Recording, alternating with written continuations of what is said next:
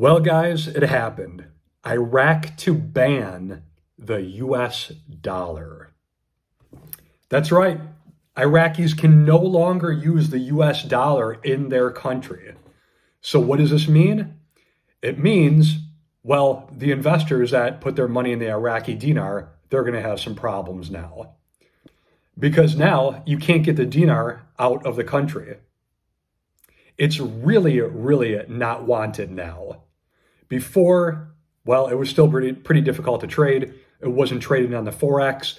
But now, the Interior Minister of Iraq said dealing in currencies other than the dinar is now punishable by law.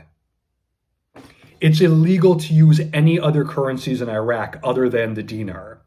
So how is this going to trade now? How is this going to happen? You can't trade them in for US dollars.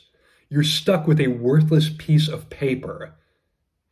Now, my last videos I made about the Iraqi dinar, the Vietnamese dong, and all these other worthless speculative currencies, I've received a lot of comments, hundreds and hundreds of comments, for people just holding on. What if? Well, maybe one day, guys, one day. Today's the day. You can't exchange it for dollars anymore. You're completely out of luck. So to impose this ban, the Interior Ministry's Anti-Organized Crime Unit, they made all of the business owners, all of the merchants, sign legal documents that said they would not conduct business in currency other than the Iraqi dinar. No one there can use the dollar anymore. It's done. Can't do it anymore. If you're caught using anything other than the dinar, merchants will be fined an equivalent of 1 million dinar, $680. 680 bucks, that's a big fine in America. Imagine in Iraq, the penalty for that. That's huge. That's about double the monthly salary in Iraq. So let's go over the economic impacts here. Now, we already talked about the holders of the dinar. It's not a global currency. You can't even exchange it. You can't exchange it on the Forex. You can't exchange it hand to hand anymore in Iraq. It's not exchangeable anymore. It's illegal and punishable by law. So with them banning the dollar, they can't trade with America. They can't trade with other countries that hold large sums of US dollars. Who are they going to trade with? Well, they're going to trade with China, Iran, Russia. Okay, sure. But Russia's GDP is nothing. China's the second largest GDP. We know that in the world. But you're canceling out the entire West. You can't trade with America anymore.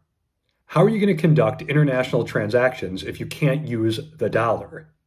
The dollar is used for more than 50% of all global trade, but they're not going to use it anymore. So the value of the Iraqi dinar is linked to the US dollar. Severing that link is going to cause the currency to depreciate even further than it is now. Everything's tied to the dollar. Now Iraq is undoing that link. Not only that, but they're no longer going to be able to use US financial systems, the US banks. Yes, every country uses US banks or the Federal Reserve, or they'll have bonds. Iraq can't do that anymore.